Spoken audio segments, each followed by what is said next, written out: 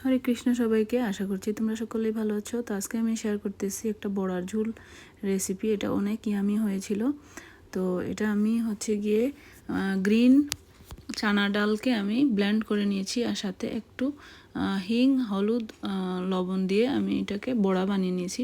আর এখানে দেখো আমি তেল দিয়ে দিয়েছি কড়াইতে, আর এখানে তেজপাতা আর পাঁচফোড়ন ইউজ করতেছি, আর সাথে একটুখানি দেব হিং দিয়ে। তারপরে আমি আলু দিয়ে, যেহেতু তরকারিটা রান্না করব, তো এইটাতে আমি আলু কেটে নিয়েছি অনেকগুলো।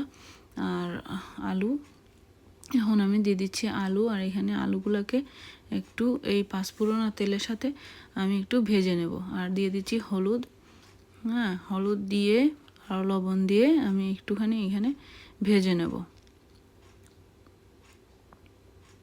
তারপরে একটু ভাজা ভাজা হয়ে গেলে এখানে আমি একটুখানি ভাজার জন্য ঢেকে দিচ্ছি। তারপরে এখানে মশলাগুলো দিয়ে দিব। তো এখানে আমি দিয়ে দিচ্ছি আদা বাটা,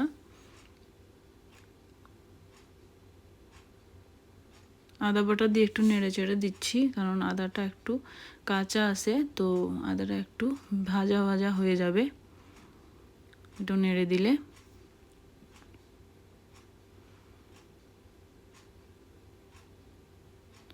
তারপরে এখানে আমি জিরের গুঁড়ো,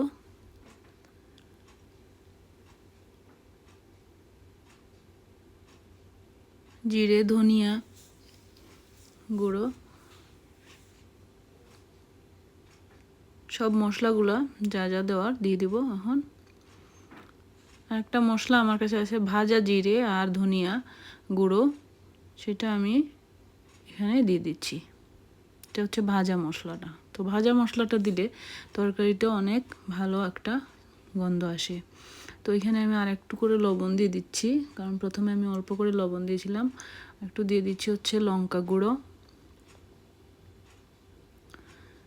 এখন আমি এটাকে একটু নেড়ে চেড়ে সামান্য একটু অল্প করে জল দিয়ে আবার কষিয়ে নেব।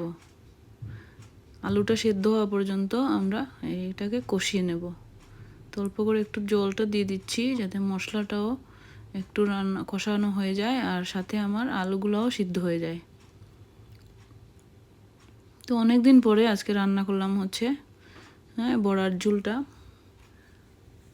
তো তাই জন্য শেয়ার করতেছি তোমাদের সাথে, তোমরা ওইভাবে বানিয়ে খেতে পারো। তো আজকে আমি কাজে যাব, তো সেই জন্য আমার তাড়াহুড়া করে একটাই তরকারি রান্না করলাম, আর কিছু রান্না করে নাই।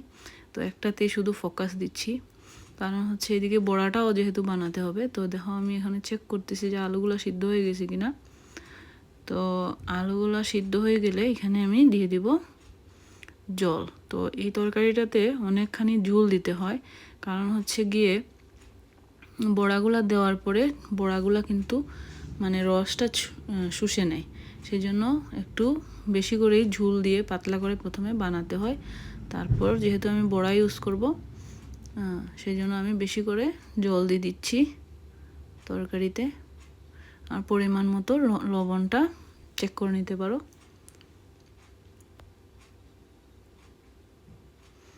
পরিমাণ মতো লবণ আর পানি। তো আমি আরেকটু করে দিয়ে দিচ্ছি। তারপরেও দেখলাম যে এত পানি দেওয়ার পরেও দেখছি, যখন আমি আসলাম তখন দেখলাম একদম মানে ঝোলটা শুষে নিয়েছে সবগুলো। তো এখানে আমি দিয়ে দিচ্ছি এলাচির গুঁটা কয়েকটা, ভালো একটা গন্ধ আসার জন্য। আর এখানে আমি বড়াগুলা ভেজে রেখেছিলাম, যখন তরকারিটা জাল হয়ে গেছে তখন আমি এখানে দিয়ে দিচ্ছি সবগুলা বড়া। তো এটা গ্রিন মুগ ডালের বড়া, আর সাথে আমি দিয়েছিলাম একটু সুজি। সরি, ভুলে গেছিলাম বলতে। তো সুজি আর এই গ্রিন মুগের বড়াটা আমি করে নিয়েছি, একদম খুব ক্রাঞ্চি ক্রাঞ্চি বড়া হয়েছিল। তো এগুলা তারপরে রেখে দিলাম ঢেকে অনেকক্ষণ, একটুখানি জাল করে তারপরে রেখে দিলাম।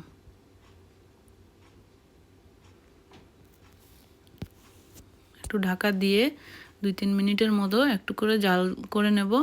তারপর এখানে আমি একটু ধনে পাতা দিয়ে দিচ্ছি, কুচি ধনে পাতা দিয়ে দিলাম। আর তারপরে আমি ভগবানের কাছে ভোগটা লাগিয়ে দেব। খুবই তাড়াহুড়া আছে, কাজে যেতে হবে। আমি অলরেডি রেডি হয়ে গেছি, তো এখন আমি ভগবানকে অল্প করে ভোগটা লাগিয়ে চলে যাব। এইভাবেই আমার লাইফ চলে, তাড়াহুড়োর মধ্যে রান্না বাড়া, তাড়াহুড়োর মধ্যে সব কিছু।